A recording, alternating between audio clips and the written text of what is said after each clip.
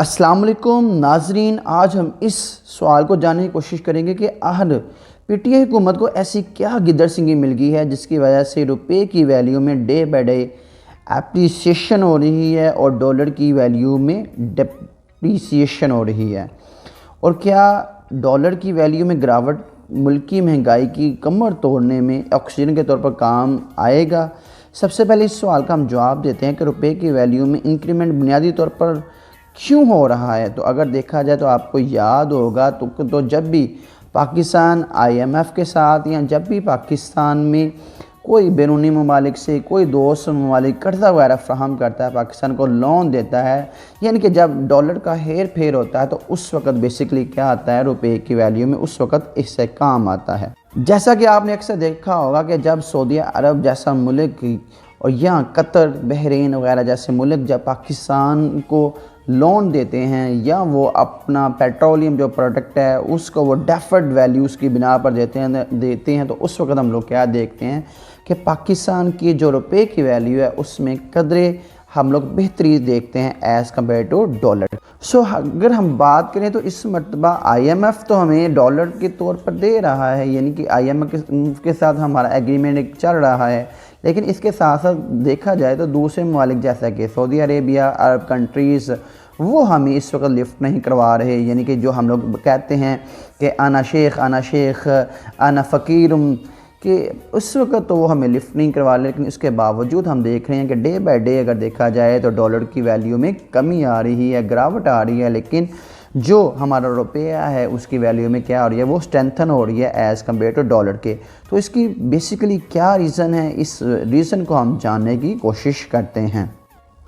लो नाजरीन, इसकी वजह हमें मालूम होगी। वजह यह है इसकी यूरो बॉन्ड्स की। तो पाकिस्तान इस मरतबा पौने 3 साल के बाद जो है वो इंटरनेशनल मार्केट बॉन्ड मार्केट्स में उसने अपना कदम रखा है, जहां पर उसने अपना सॉवरेन बॉन्ड उसको इशू करवाया है, जिसके एवज़ पाकिस्तान को एक मरतबा फिर इन्वेस्टर्स की तरफ से लोन मिलेगा।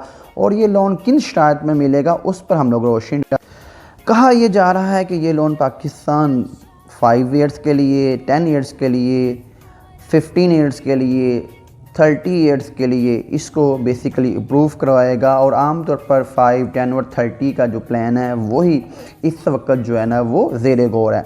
और अगर बात की जाए तो इसके एवज़ पाकिस्तान को इंटरेस्ट रेट भी पे करना पड़ेगा। अब वो जो इंटरेस्ट रेट है वो कहने वाले ये कहते हैं कि वो इंटरेस्ट रेट वही होगा जो आईएमएफ से जो डील की ज़रूरत में होता है, यानी कि इसका जो इंटरेस्ट रेट है वो 6% से लेकर 8.85% तक होगा। पाकिस्तान ने ये जो तजर्बा है, ये जो एक्सपेरिमेंट है, ये पहली मरतबा नहीं किया। पीटीआई गवर्नमेंट से पहले भी पीपल्स पार्टी की गवर्नमेंट में, नून लीग की गवर्नमेंट में और पीपल्स पार्टी के साथ साथ मुशर्रफ दौर की गवर्नमेंट में भी एक्सपेरिमेंट किए जा चुके हैं। तो सबसे पहले जो एक्सपेरिमेंट किया गया इंटरनेशनल जो मार्केट है, यानी कि बॉन्ड मार्केट, उसमें जो एक्सपेरिमेंट किया गया वो 1994 में किया गया, फिर 1997 में किया गया, फिर 2004 में किया गया, अब तो उसों ऐसे सिलसिला चलता रहा। फिर लास्ट में 2014 में, उसके बाद अगर देखा जाए 17 में देखा जाए वहाँ पर किया गया, यानी कि 2017 में किया गया। और उसके बाद अब के बार ये एक्सपेरिमेंट जो है वो ज़ेरे गौर है।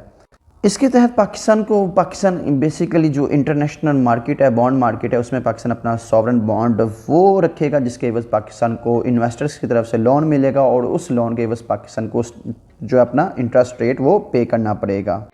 आप यूरो बॉन्ड से समझ रहे होंगे कि शायद ये यूरोप का कोई बॉन्ड है। तो यूरो बॉन्ड से बेसिकली मुराद ये है कि कोई भी कंट्री जो बैरूनी कंट्री में, अपनी कंट्री के अलावा कोई भी बैरूनी कंट्री में जो ओपन मार्केट में अपना बॉन्ड जो सॉवरेन के तौर पर रखती है, debt is known as a euro bond.